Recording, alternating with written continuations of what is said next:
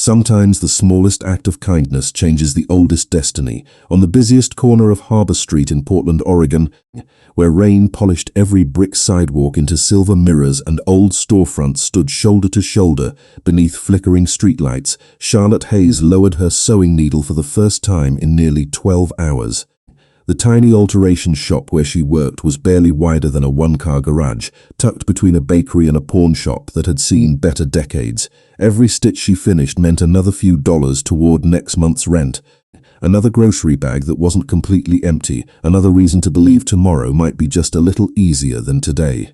Outside, the October wind carried the sharp scent of wet cedar and approaching rain, pushing hurried strangers down the sidewalk without ever slowing their pace. Most people passed her little display window without noticing the faded sign that read Hayes Alterations. They certainly never noticed the young seamstress quietly repairing wedding dresses she would never wear, expensive business suits she could never afford, and winter coats worth more than everything inside her apartment. Charlotte never complained. She simply worked. Her grandmother had taught her long ago that every careful stitch left behind a piece of the heart that made it. Customers often returned because somehow their clothes felt warmer after she repaired them, though none of them could explain why. That afternoon had already delivered enough disappointments. A wealthy client argued over $20. Her landlord had left another warning letter under the shop door. The heating system rattled like it might surrender before winter officially arrived. Yet she still smiled when an elderly customer thanked her for replacing missing buttons without charging extra. Kindness, after all, cost less than bitterness. As evening settled across the city, the sidewalks emptied beneath steady rain. Charlotte flipped the sign to closed and began organizing loose spools of thread by color. That was when the shop bell chimed one last time. A tall stranger stepped inside, carrying the cold with him. His charcoal overcoat looked handcrafted, elegant despite the torn sleeve hanging loose near the shoulder seam. Rain clung to dark hair that framed a face almost unnaturally pale beneath the warm lights. His posture was calm, almost regal, yet there was something strangely lonely in the silence that surrounded him. Charlotte noticed none of the expensive details first. She noticed the damaged stitching. "I'm sorry," she said softly, "set aside a sewing kit. We're already closed." The stranger glanced toward the door, then back at the torn sleeve as though he had almost forgotten why he had entered. "I understand," he answered, with a voice so composed it barely disturbed the quiet room. "I'll find another place tomorrow." He turned to leave without complaint. Charlotte looked again at the widening tear. The rain outside had become heavier. Tomorrow the fabric would likely split completely. "Wait," she called before she could reconsider. "It'll only take a few minutes." He paused. For the first time she noticed his eyes, grey, clear, unusually still, not cold, just impossibly patient, like someone who had watched countless autumns come and go. She motioned toward the small wooden chair beside her work table. "You don't have to pay. It's only one seam." A faint expression crossed his face, so subtle most people would have missed it entirely. Surprise. Charlotte threaded a fresh needle beneath the warm glow of her aging desk lamp, while rain tapped gently against the windows. Her fingers moved with practiced confidence, guiding each stitch through fabric so finely woven she had never touched anything like it before. The cloth felt strangely cool beneath her fingertips, almost refusing the needle until she whispered, "Easy now." Exactly as she always did when working with delicate material. The thread slipped perfectly into place. What she couldn't possibly know was that less than a mile away, 3 black luxury sedans had already begun searching every street within downtown Portland. Their passengers weren't looking for a missing businessman. They were searching for a king who had quietly disappeared without informing anyone. And at that exact moment, as Charlotte tied the final invisible knot inside the stranger's sleeve, something ancient stirred beneath the embroidered crest hidden inside the coat lining for the first time in more than 3 centuries. Charlotte handed the coat back with both hands, carefully smoothing the repaired sleeve before offering a quiet smile that expected nothing in return. The stranger studied the nearly invisible seam for several seconds. Even under the soft yellow light of the tiny shop, it was impossible to tell where the fabric had ever been damaged. He slowly slipped the coat back over his shoulders, his movements calm and deliberate, as though clothing had never mattered much until this particular evening. "You have remarkable hands," he said. Charlotte laughed softly, embarrassed by the compliment. "I have a remarkable amount of practice." She reached for the small receipt book anyway, more out of habit than expectation. Normally I would charge $15 for something like that. Before he could reach for what appeared to be an expensive leather wallet, she gently closed the receipt book. But tonight is different. Consider it my good deed for the week. For a brief moment, the stranger simply looked at her, not through her, at her. Most people hurried through life without ever truly seeing another person, yet his steady gaze carried an unusual stillness, almost as though he were memorizing every detail inside the little alteration shop, the faded photographs on the wall, the antique sewing machine inherited from her grandmother, the cracked ceramic mug holding dozens of colorful pencils, even the tiny paper pumpkin taped crookedly near the front window. People usually expect something, he finally said.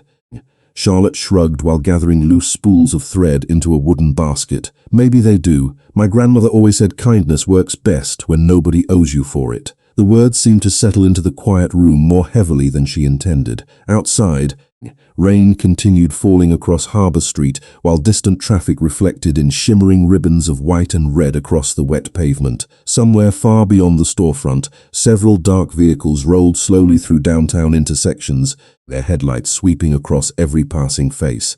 Inside the first sedan, a silver-haired man adjusted an earpiece while watching security feeds from dozens of nearby cameras. No visual confirmation, another voice reported. His Majesty disabled every tracker before leaving the estate. The older man closed his eyes briefly. Then we searched the old way. He always returns to places where people forget who he is. Unfortunately for Charlotte, her tiny shop had just become one of those places. The stranger reached into his pocket and removed a simple silver button that had apparently loosened from the inside of his coat. He placed it gently onto her work table.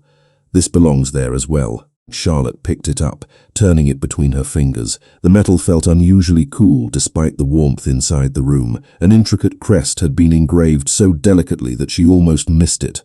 A crown surrounded by twisting branches and a single crescent moon hidden beneath the design. "That is beautiful craftsmanship," she said. "I have never seen anything quite like it.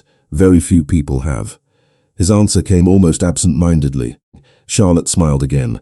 "Well, give me another minute." She carefully reinforced the button using stronger thread than before, double knotting the inside exactly the way her grandmother had taught her years ago.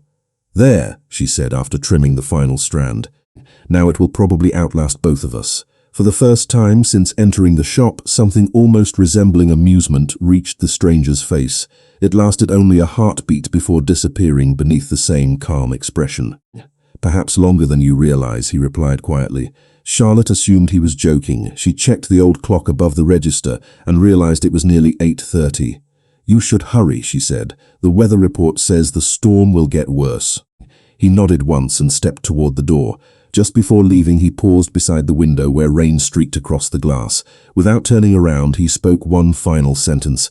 "Miss Hayes, I hope life returns your generosity someday." Charlotte frowned slightly. She had never introduced herself. Before she could ask how he knew her name, the bell chimed softly above the door. The stranger disappeared into the rain, blending almost immediately with the evening shadows. She hurried to the window, expecting to see him crossing the street. Instead, she watched 3 black luxury sedans glide silently past the intersection before stopping less than half a block away. Several sharply dressed men stepped onto the sidewalk, scanning every storefront with disciplined precision. Then, almost in unison, all of them turned toward the tiny alterations shop. Charlotte instinctively stepped away from the window as the men approached, her pulse quickening for reasons she could not explain. Their movements were calm, perfectly coordinated, and strangely quiet despite the rainwater collecting beneath polished black shoes. They were dressed like executives leaving a board meeting, yet there was something about their posture that made the busy street seem to bend around them. Pedestrians unconsciously stepped aside without looking directly at them, as if some invisible instinct urged ordinary people to keep their distance. The bell above the shop door remained silent. No one entered. Instead, the tallest man paused outside, his silver hair catching the reflection of passing headlights, while his sharp eyes swept across the tiny alteration shop. He appeared to notice every detail in seconds: the old sewing machine, the faded curtains, the handwritten business hours taped to the glass. Finally, his attention settled on Charlotte. She offered the polite smile she gave every customer. He responded with a respectful nod before raising one gloved hand to his ear. "Confirmed," he said quietly. He was here. Another voice answered through the small device hidden beneath his collar. Did she recognize him? The older man glanced toward Charlotte once more before replying, "No, she treated him like everyone else." The words seemed to satisfy whoever was listening. Moments later, all four men returned to their vehicles without another glance, and within seconds the black sedans disappeared into the steady rain as smoothly as they had arrived. Charlotte remained frozen beside the window long after the taillights vanished around the corner. None of it made sense. She locked the front door twice before shutting off the lights and gathering her worn canvas bag. The walk home usually took 20 minutes through neighborhoods she knew by heart. Tonight the city felt strangely different. The rain had softened into a fine mist that wrapped every street lamp in glowing halos. Storefront reflections shimmered across puddles while distant ferry horns echoed from the river. She passed the bakery owner closing his shutters, the florist carrying empty buckets inside, and an elderly couple sharing one umbrella beneath bright maple trees already shedding their last autumn leaves. Life looked completely ordinary. Yet every few blocks she had the uncomfortable feeling that someone had just rounded the next corner before she arrived. Not threatening, simply watching. Less than a mile away, inside a restored mansion overlooking the Willamette River. The stranger removed his repaired coat with unusual care. The enormous library surrounding him remained silent except for the crackling fireplace. Hundreds of leather-bound books lined towering shelves that disappeared into darkness above. Candles flickered despite the modern electric lights, preserving traditions older than the city itself. The silver-haired man entered quietly before stopping several feet away. "Your Majesty," he said with measured respect. The stranger did not answer immediately. His attention remained fixed on the repaired sleeve. Fingers traced the nearly invisible stitching one final time before he finally spoke. "She refused payment. Yes, Your Majesty. Did she ask my name?" "No." Another silence followed. "Did she appear afraid?" The advisor allowed himself the smallest smile. "She appeared concerned that your coat would become more damaged in the rain." The corner of the king's mouth lifted almost imperceptibly before disappearing again. "Interesting." Meanwhile, Charlotte climbed the narrow stairs to her second-floor apartment carrying leftover bread from the bakery next door. The hallway smelled faintly of old wood and fresh paint, where the landlord had finally repaired part of the ceiling. Inside her apartment, everything fit within 500 square feet. A small kitchen, a couch repaired twice with matching fabric patches, family photographs arranged neatly above a bookshelf. She changed into comfortable clothes, brewed chamomile tea, and emptied her pockets onto the kitchen table. Loose coins, her apartment keys, then something else. Charlotte frowned. Resting beside the coins was the small silver button she had sewn back onto the stranger's coat. She picked it up slowly, certain she must have made a mistake. She clearly remembered attaching it securely with reinforced thread. Yet here it was, lying in her palm exactly as before, the tiny engraved crown gleaming beneath the kitchen light. As she turned it over, faint lettering hidden inside the metal caught her attention for the first time. It was not a manufacturer's mark. It was a single word engraved so delicately it almost disappeared into the silver itself. Vesper. Charlotte turned the silver button over again beneath the warm kitchen light, tracing the tiny engraved word with her thumb as if touching it long enough might reveal its meaning. Vesper. It sounded familiar without belonging anywhere in her memory. She reached for her aging laptop, expecting an internet search to identify a fashion house or luxury designer. Instead, every result pointed somewhere entirely different. Vesper Foundation, Vesper Historical Society, Vesper Financial Group. Each organization seemed legitimate, wealthy, and unusually private, yet none displayed the same crowned crescent emblem carved into the button. After nearly 20 minutes, Charlotte closed the computer with a quiet sigh. It was only a button, she reminded herself. Expensive people often owned expensive clothes with unusual details. There was no reason to imagine anything more. She placed it carefully inside the small porcelain dish where she kept spare buttons collected over the years and prepared for bed. Rain continued tapping softly against her apartment window long after midnight, carrying the peaceful rhythm she had loved since childhood. The next morning arrived beneath pale grey skies and the comforting smell of fresh coffee drifting from the cafe downstairs. Charlotte unlocked Hayes Alterations shortly before 8 o'clock, switched on the old fluorescent lights, and began another ordinary workday. A retired schoolteacher arrived first with a cardigan missing 2 sleeves buttons.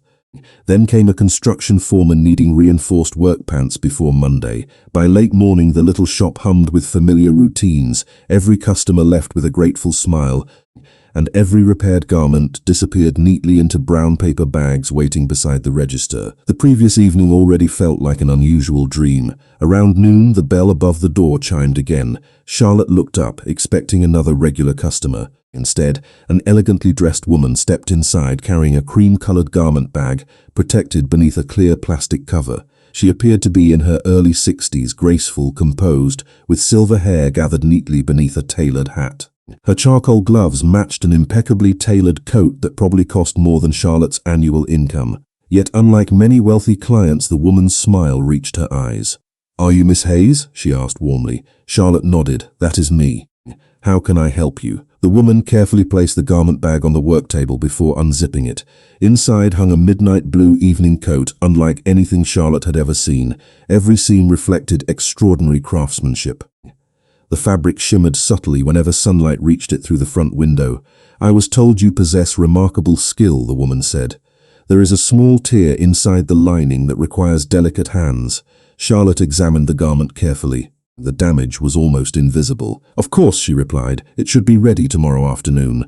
The woman smiled again but did not release the coat. Instead, she studied Charlotte with quiet curiosity. "May I ask you something unrelated?" Charlotte blinked. "Certainly. Yesterday evening, did a gentleman visit your shop shortly before closing?" Charlotte hesitated only briefly. "Yes, his coat sleeve had torn." "And you repaired it without accepting payment?" It was not a question. Charlotte offered a small laugh. Word travels fast. The woman finally let go of the garment bag. "Would you describe him?" Charlotte shrugged while threading a fresh needle. "Tall, very polite, dark hair, grey eyes. He looked tired." The woman lowered her gaze for a brief moment, almost hiding an expression of relief. "That sounds like him." Charlotte tilted her head. "Was he your husband?" A faint smile appeared again. "No, Miss Hayes, I have simply known him for a very long time." Before Charlotte could ask another question, the woman reached into her handbag and produced a cream-colored business card embossed only with the same crowned crescent symbol she had seen on the silver button. No company name, no address. Only a phone number beneath the elegant crest. "If you happen to find something that belongs to him," the woman said gently, "please call this number before anyone else." Charlotte felt an unexpected chill despite the warmth inside the shop. She glanced toward the porcelain dish hidden beneath the counter where the mysterious silver button rested unnoticed. When she looked back up to ask why, the woman's eyes lingered on her with quiet admiration, as though Charlotte had unknowingly passed a test she never realized she was taking. Charlotte waited until the elegant woman disappeared beyond the rain-speckled storefront before reaching beneath the counter and opening the small porcelain dish. The silver button remained exactly where she had left it, its tiny engraved crest catching the afternoon light as though polished moments earlier. She compared it with the symbol embossed on the cream-colored business card. Every line matched perfectly. The crescent moon, the delicate branches, the crown resting above them all. A coincidence no longer felt convincing. She slipped the button into a small velvet pouch she normally reserved for antique cufflinks awaiting repair and carefully tucked it inside the shop safe. Somehow it seemed more respectful than leaving it among ordinary sewing supplies. The rest of the afternoon settled into familiar rhythms. A college student picked up a tailored blazer before a scholarship interview. A firefighter thanked her for repairing his daughter's dance costume at the last minute. An elderly widower brought in his late wife's winter coat, asking only for a loose pocket to be stitched because he was not yet ready to put it away forever.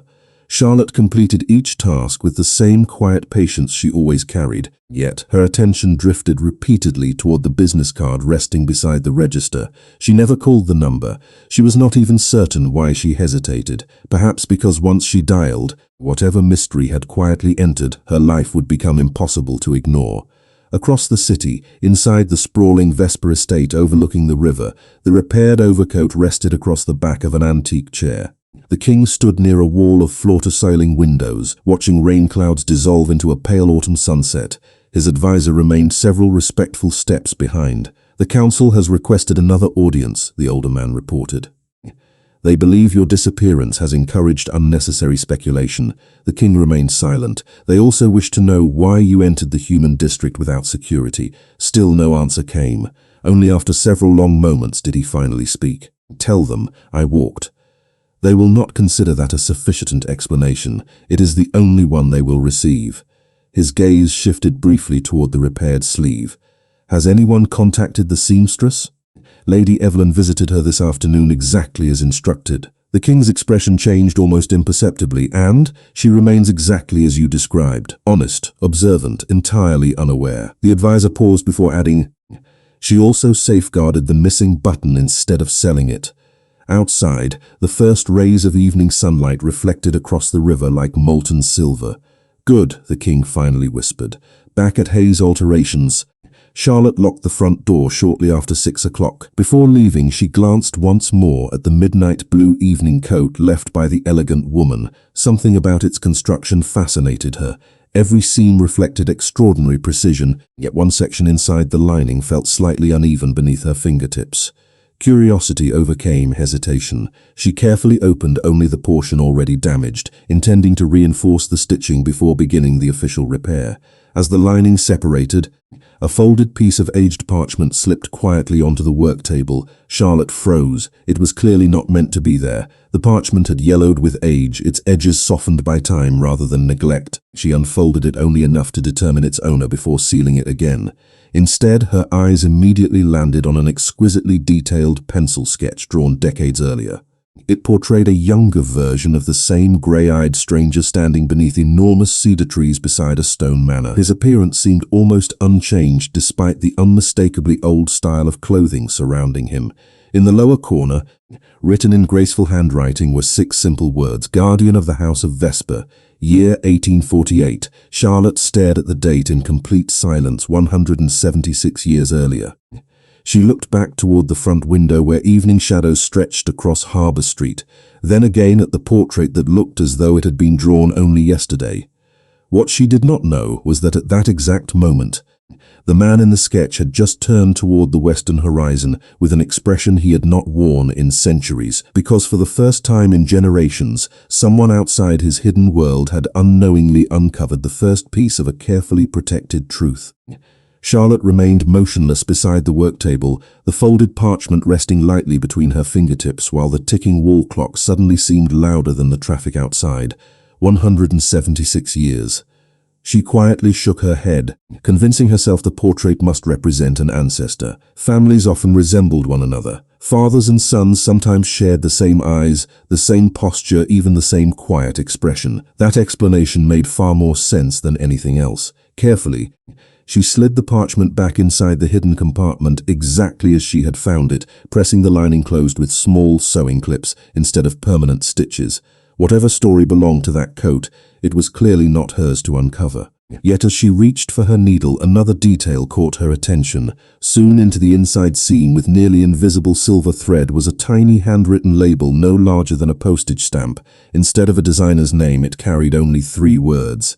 Charlotte frowned. She had repaired thousands of garments over the years. Luxury brands displayed logos, custom tailors embroidered initials. No one stitched mysterious instructions inside expensive coats.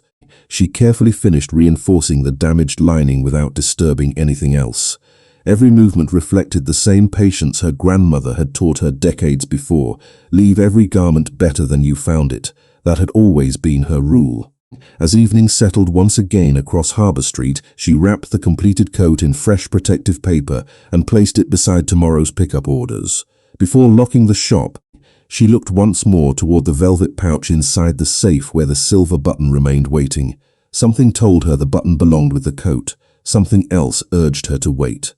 Less than 30 minutes later, the quiet ringing of an old-fashioned telephone echoed through the library at Vesper Estate. The silver-haired advisor answered before the second ring. He listened silently, then looked toward the king. "She discovered the hidden compartment," he reported calmly. The king's attention lifted from the fireplace. Did she open the document? Only enough to recognize it existed. Did she remove it? No. The advisor allowed genuine admiration into his voice. She restored everything exactly as she found it.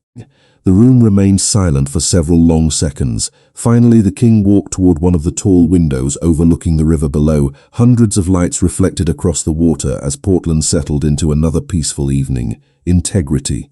he murmured almost to himself. It cannot be purchased. The advisor inclined his head. Very few still possess it.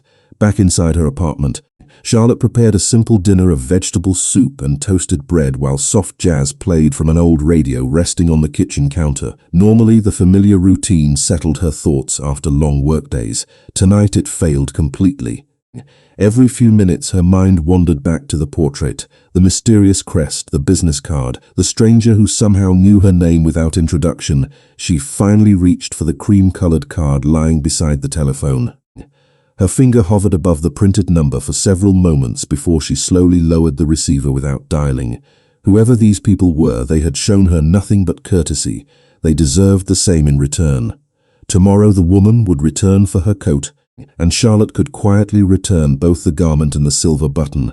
There would be no questions, no accusations, no unnecessary curiosity. Some mysteries belonged to other lives. Just before bedtime, a sudden knock echoed through her apartment door. She glanced toward the clock, 10:48. No one ever visited that late. Looking through the peephole, she found only the empty hallway. Cautiously opening the door, she discovered a small rectangular package resting neatly on the welcome mat. There was no shipping label, no return address, only her name written in elegant black ink. Charlotte carried it inside and carefully untied the dark ribbon surrounding the box. Nestled within soft grey fabric lay a brand new professional sewing kit unlike any she had ever owned. Each polished steel instrument reflected extraordinary craftsmanship, and beneath them rested a handwritten note on thick cream paper. "Thank you for reminding an old soul that generosity still exists." No signature appeared beneath the message, only the same crowned crescent emblem embossed quietly into the corner of the page. And somewhere beyond the sleeping city, the man who had left both the note and the gift stood alone beneath the autumn sky, wondering why one ordinary act of kindness felt more valuable than centuries of unquestioned loyalty. The following morning arrived bright and unexpectedly clear, as though the city itself had quietly exhaled after 2 days of relentless rain. Golden sunlight spilled across Harbour Street, warming brick sidewalks still carrying faint traces of yesterday's storm. Charlotte unlocked Hayes' alterations with the unfamiliar sewing kit tucked carefully inside her work bag.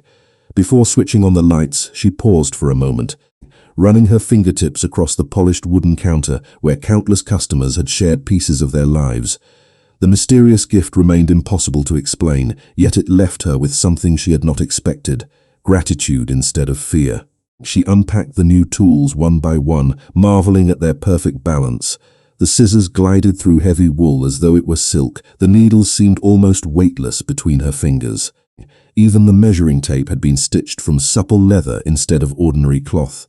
Whoever had chosen them understood not only craftsmanship, but also the quiet dignity of someone who earned a living with careful hands. Around 11 o'clock, the bell above the door rang gently. Charlotte looked up and immediately recognized the elegant silver-haired woman returning with the same composed smile she carried the day before. "Good morning, Miss Hayes," she said warmly. "I hope I am not interrupting." "Not at all," Charlotte replied, lifting the finished evening coat from its protective cover. "Everything is ready." The woman inspected every seam with practiced eyes before offering a slow nod of approval. "Exquisite work." Charlotte smiled politely before reaching beneath the counter and retrieving the small velvet pouch. "There is something else," she said. "I believe this belongs with the coat." She carefully poured the silver button into her palm. For the first time since entering the shop, genuine surprise crossed the woman's face. She accepted the button with remarkable care, almost as though it were something irreplaceable. "Where did you find it?" she asked softly. "It somehow appeared in my pocket after your friend left." Charlotte laughed lightly. "I still cannot explain that."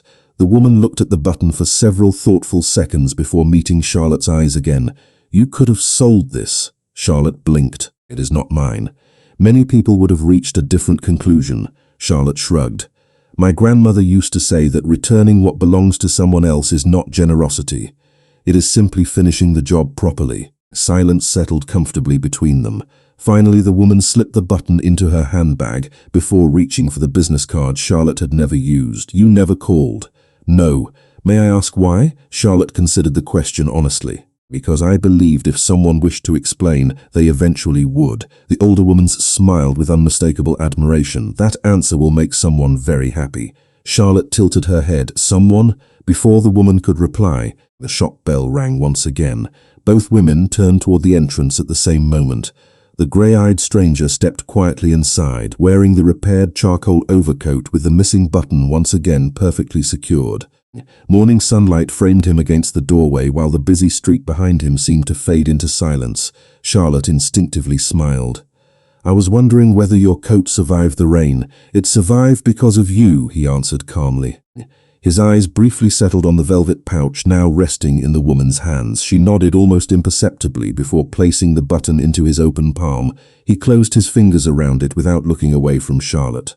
"Thank you," he said simply. "You have thanked me twice already," Charlotte replied with a small laugh. "At this point, I think we are even." A faint smile reached his face. "I assure you, we are not." He carefully fastened the button back into place, with a movement so practiced it seemed almost ceremonial. Then, after a quiet pause, he spoke words that transformed every strange coincidence of the past 3 days into something far more extraordinary. "There is something I should have told you the first evening we met." Charlotte waited without speaking. "My name is Luca Moretti." His voice remained calm, but the room somehow felt different after the introduction. "Do not work for a corporation, a foundation, or a private family." He looked directly into her eyes before finishing the sentence with complete honesty. "They serve the oldest vampire kingdom still hidden within the modern world. And unfortunately for both of us, your kindness has already become known far beyond this city." Charlotte did not answer immediately. The words lingered in the quiet shop like the final note of a song that refused to disappear. Vampire Kingdom. Any other day she might have laughed, assuming she was the subject of an elaborate joke. Yet nothing about the man standing before her suggested humor. His expression remained calm, respectful, almost apologetic. The elegant woman beside him lowered her eyes without correcting him. Even the familiar sounds from Harbour Street seemed strangely distant, as though the world outside had continued moving, while time inside the little alterations shop slowed to a careful breath. Charlotte rested one hand on the work table to steady herself. "You expect me to believe vampires exist?" she asked gently. Luca nodded once. "No, I expect you to believe that I have never lied to you." She searched his face for any sign of deception. Instead, she found only the same quiet sincerity that had been there the first evening he walked through her door carrying a torn sleeve and rein across his shoulders. "Then explain the portrait," she whispered. "The date, the button, the people following you." Luca glanced toward the silver-haired woman, who offered the smallest nod before stepping toward the front door. She quietly turned the sign from open to closed and locked it, giving them privacy without speaking another word. Luca removed one glove and placed it carefully on the counter. "The portrait was drawn in 1848, he said. "It is authentic." Charlotte swallowed slowly. "Then you would have to be much older than I appear." He finished the sentence without pride or shame, simply stating a fact that had long ago become ordinary to him. Charlotte looked down at her own hands, still marked with tiny pinpricks earned through years of sewing. They looked exactly the same as they had an hour earlier, yet somehow everything around them had changed. "Why tell me now?" she asked. Luca answered without hesitation. "Because secrets become burdens when carried too long by someone who never asked to hold them." The honesty of the answer surprised her more than the revelation itself. He was not asking her to join another world. He was giving her the choice to step away before curiosity carried her farther than either of them intended. Unfortunately for Charlotte, events beyond her knowledge had already begun moving. Less than 5 miles away, inside an elegant conference room overlooking the Columbia River, several influential figures studied photographs taken outside Hayes' alterations during the previous 2 days. None of them appeared frightened. They appeared concerned. "She has now interacted with His Majesty 3 separate times," one woman observed quietly. Another folded his hands across the polished table. "Every report reaches the same conclusion. Accepted nothing beyond a simple gift, returned every valuable object without hesitation." Silence followed until an elderly gentleman finally spoke. Then perhaps the prophecy was never about power.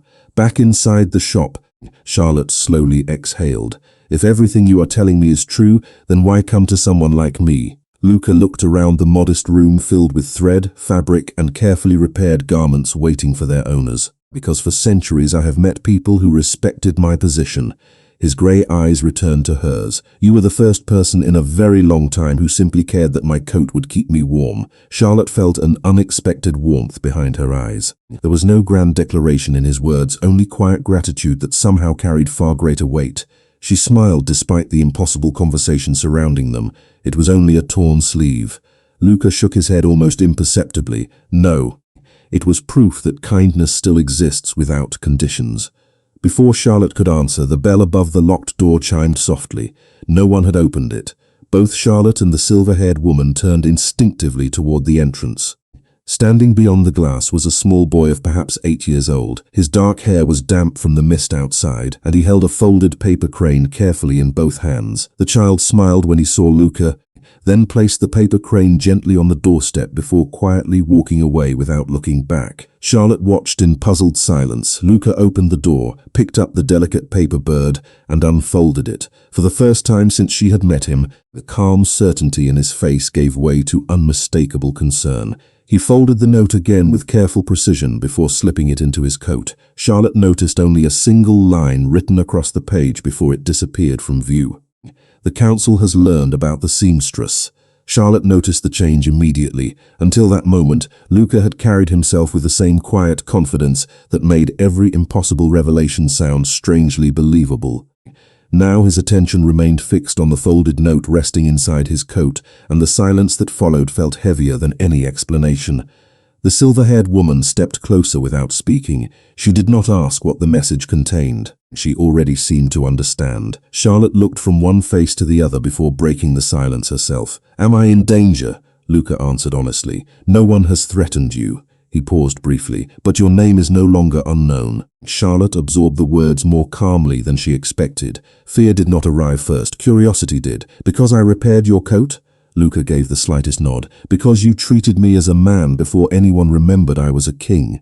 The simplicity of the answer left the room quiet once again. Outside, Harbour Street continued exactly as it always had. Delivery trucks unloaded fresh bread. Cyclists hurried through changing traffic lights. A young father helped his daughter zip her bright yellow rain jacket before crossing the street. The ordinary world carried on without realizing another one had quietly brushed against it.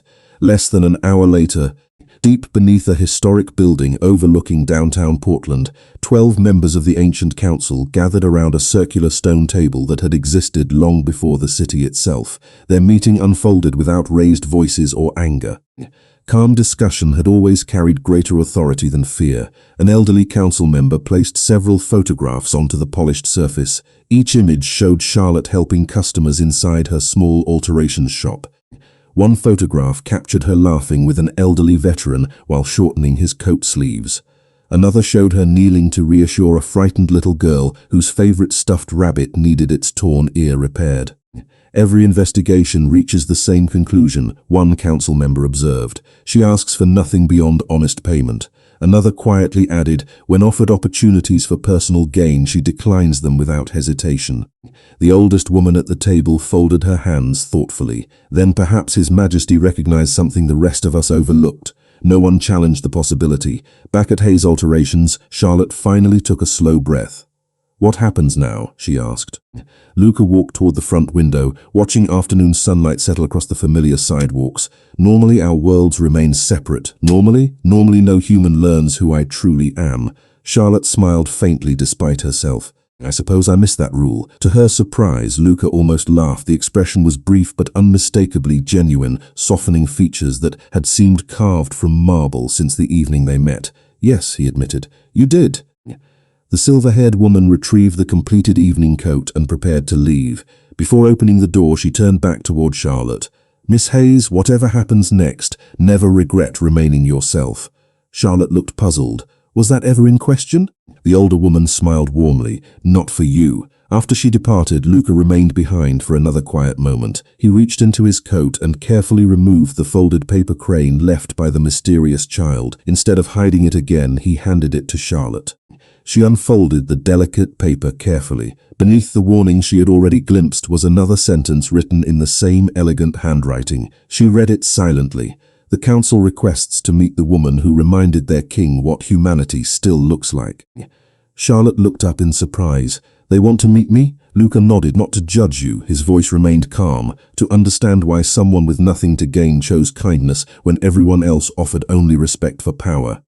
Charlotte lowered her eyes toward the paper crane resting in her hands.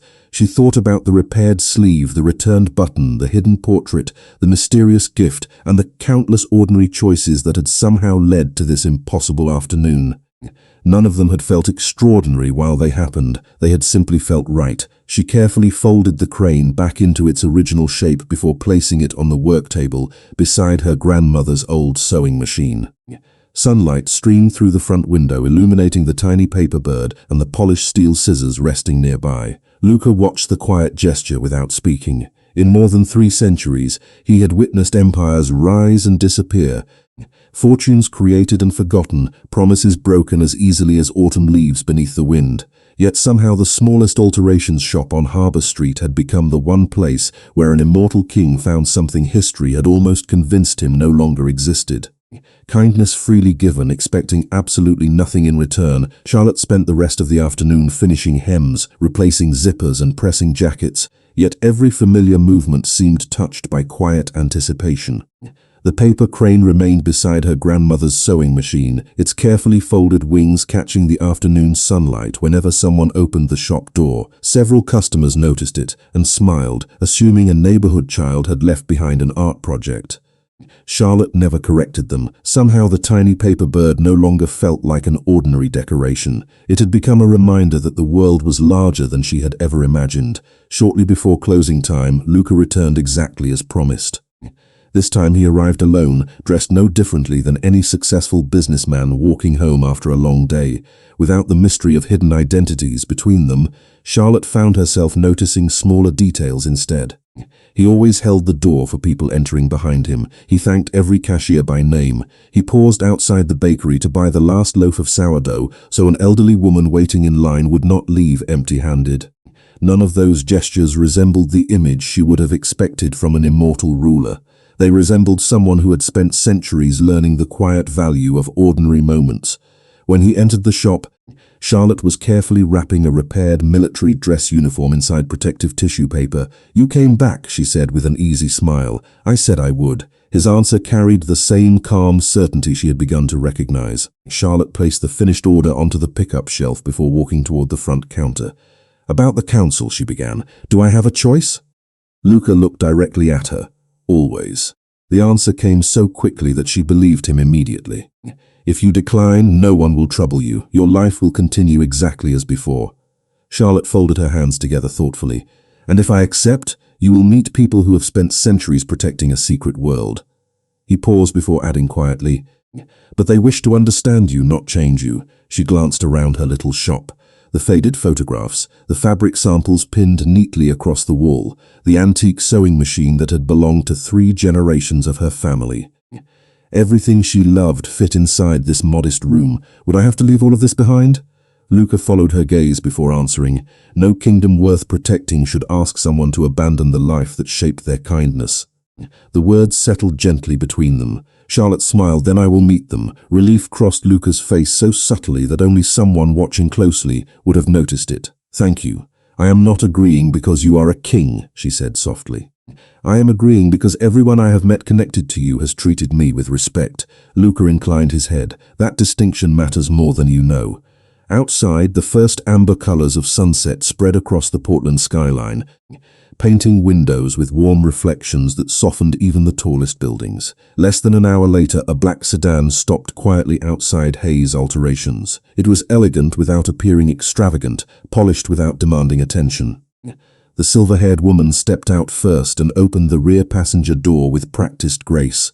Charlotte locked the shop, switched off the lights, and slipped the paper crane carefully into her coat pocket before stepping onto the sidewalk. She hesitated only once, looking back through the front window at the little alteration shop that had quietly carried her through years of ordinary life. Luca noticed the glance. "We will have you home before midnight," he said gently. Charlotte laughed.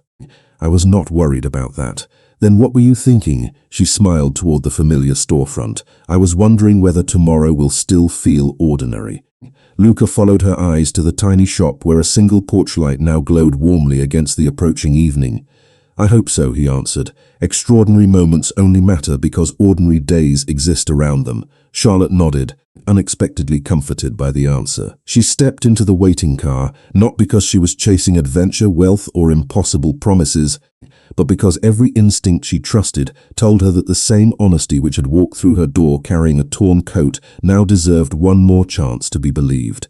As the sedan pulled quietly away from Harbour Street, the little alterations shop disappeared behind rows of glowing streetlights, while ahead, beyond the winding river and the dark silhouettes of towering cedar trees, the hidden estate where an ancient council waited slowly emerged beneath the last golden light of the setting sun. The journey beyond Portland lasted less than 40 minutes, yet every mile seemed to carry Charlotte farther from the ordinary life she had always known. The city lights slowly disappeared behind towering evergreens until the road curved through an immense cedar forest where the evening air felt noticeably cooler. Finally, wrought iron gates emerged from the shadows, opening silently before the approaching sedan without anyone stepping forward to greet them. Beyond the entrance stretched an estate unlike anything Charlotte had ever imagined. It was neither a castle nor a modern mansion. It combined timeless stone architecture with graceful contemporary design, standing proudly above the river as though every generation had carefully preserved its history without allowing it to become trapped in the past. Warm lights glowed through enormous windows.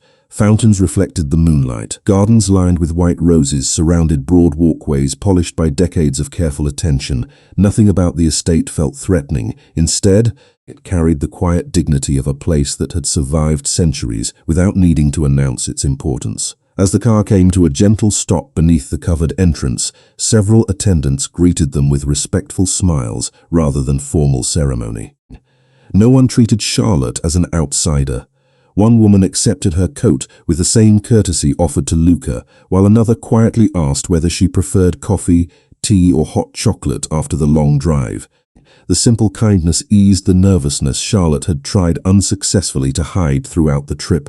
Luca noticed her shoulders finally relax. "You expected something different," he observed, while walking beside her through the marble entrance hall.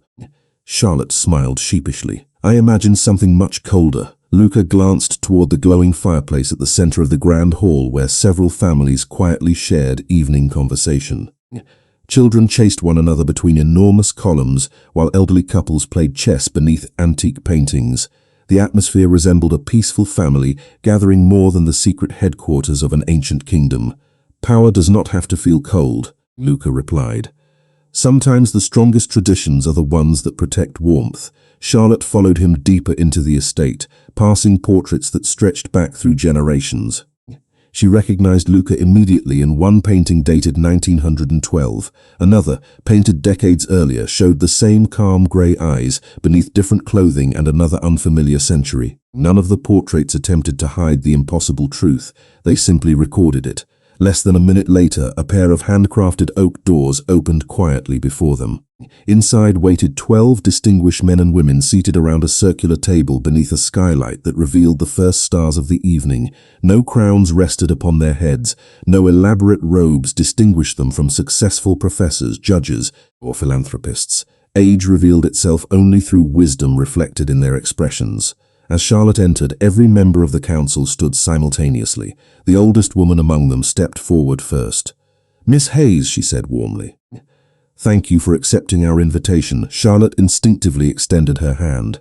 The older woman accepted it with an equally natural handshake that immediately dissolved much of the remaining tension. "I was told you wished to meet me," Charlotte replied. "We did," the woman answered.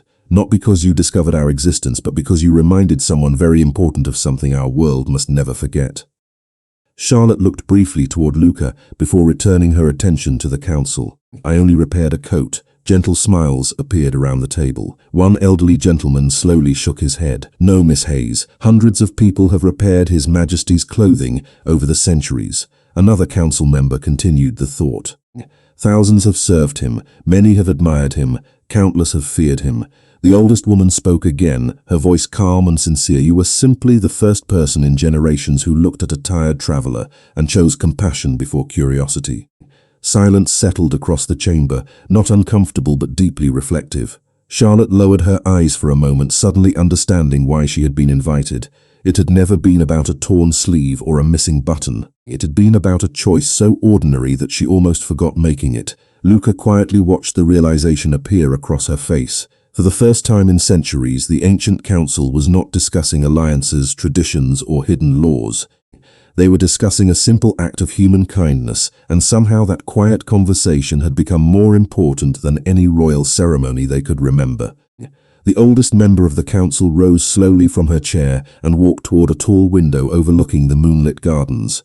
For a long moment she simply admired the quiet landscape before turning back to Charlotte with an expression that carried both wisdom and gratitude.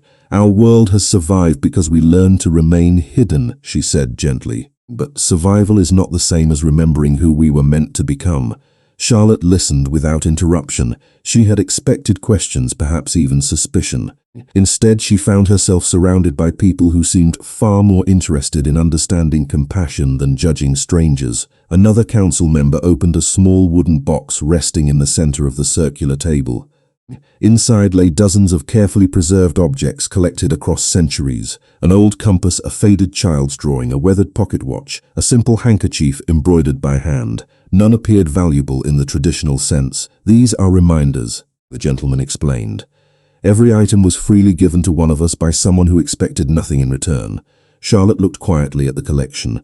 "You kept them all?" "For generations," he answered with a smile.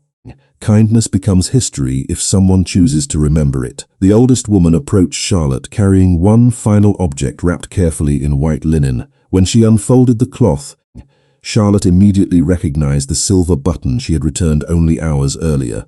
The crowned crescent reflected the soft chandelier light, while the engraved word Vesper shimmered across its polished surface. "This button has remained attached to the royal traveling coat for more than 300 years, the woman explained. "It has been repaired many times, but never once returned the way you returned it. Every previous tailor accepted generous payment. Some request for influence. You simply believed it belonged with its owner." Charlotte smiled softly. "Because it did." A warm silence settled through the chamber. Luca watched her from across the table, his expression quieter than ever. After centuries spent leading an ancient kingdom, he realized that the council was no longer evaluating Charlotte. They were learning from her. The oldest woman carefully placed the silver button back inside its linen cloth before speaking again. "Miss Hayes, our traditions require us to offer gratitude equal to the gift we have received." Charlotte looked genuinely confused. "I did not give anyone a gift." Several council members exchanged knowing smiles. "That," one of them replied, "is precisely why it was a gift." Luca stepped forward at last. In his hands rested a beautifully crafted wooden case, no larger than a sewing box. He opened it slowly, revealing a collection of antique sewing instruments unlike any Charlotte had ever imagined. Each tool had been maintained with extraordinary care. The polished handles carried delicate floral engravings worn smooth by generations of skilled hands. "These belong to the first royal seamstress of our house," Luca said quietly. "For nearly 200 years they have remained preserved because no one seemed worthy of using them." Charlotte immediately shook her head. "I cannot accept something that important." Luca smiled gently. "You misunderstand." He lifted the smallest needle from the collection before placing it carefully into her hand. "We are not giving them away. We are returning them to the profession they were created to serve." Charlotte looked down at the delicate craftsmanship resting across her palm. Tears threatened to form, not because the gift was valuable, but because every person in the room understood exactly why she loved her work. They had not offered wealth. They had honored her calling. The oldest council member quietly closed the wooden case and placed it into Charlotte's hands. "Continue repairing what others believe is no longer worth saving," she said softly. "Clothing, traditions, hope. They often require the very same hands." Charlotte looked around the chamber one final time. The portraits, the ancient stone walls, the faces that had witnessed centuries of history. Somehow none of it felt distant anymore. It felt profoundly human. As Luca escorted her toward the entrance hall, the council remained standing in respectful silence behind them. No ceremony followed. No formal declaration echoed through the estate. Only quiet gratitude accompanied her steps. When the great doors opened onto the moonlit courtyard, cool autumn air welcomed them once again. Charlotte slipped the folded paper crane back into her coat pocket beside the tiny silver button she had unknowingly carried into a story far older than herself. realizing that sometimes the greatest honor in life is not being remembered for extraordinary power, but for an ordinary kindness that quietly changes someone else's forever.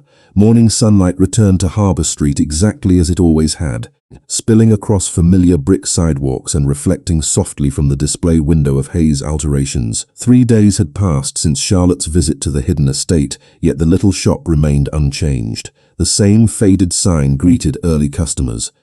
The same antique sewing machine rested beneath the front window. The same comforting scent of fresh coffee drifted from the cafe next door. Only Charlotte herself had changed, though no one passing by would have recognized it.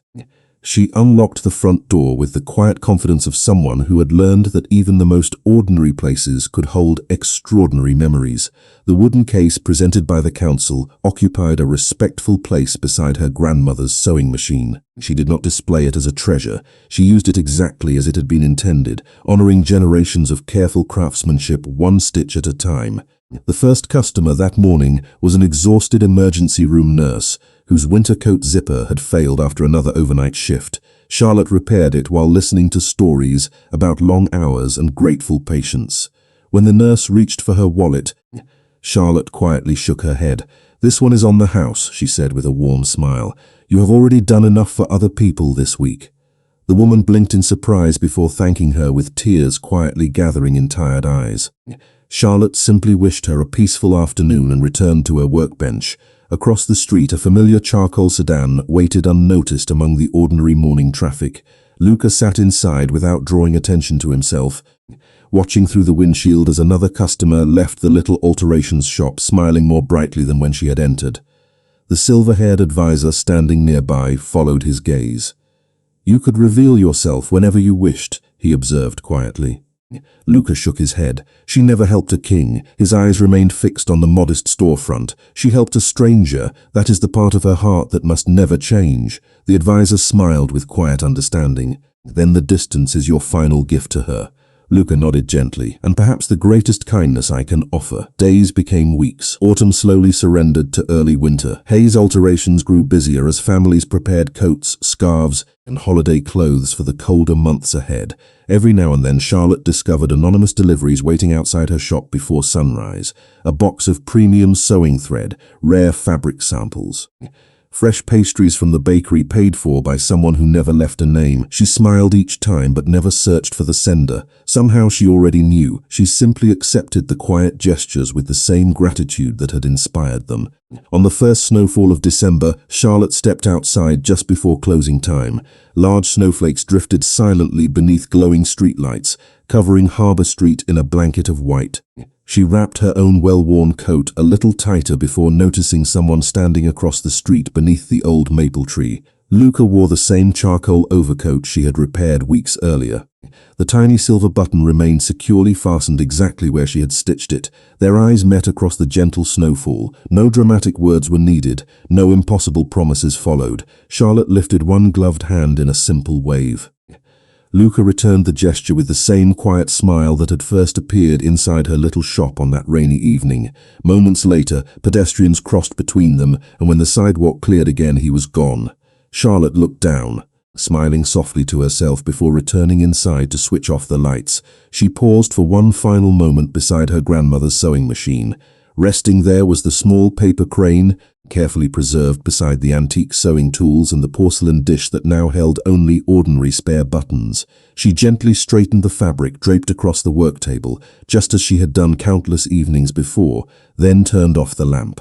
Outside, snow continued falling peacefully over Portland while the warm glow from Hayes Alterations shone quietly into the winter night. Somewhere beyond the city, an ancient king carried a coat repaired by compassionate hands. Somewhere within the city, a humble seamstress continued mending the lives of one careful stitch at a time. Neither sought recognition, neither expected reward. Yet both carried the same quiet truth into every new day.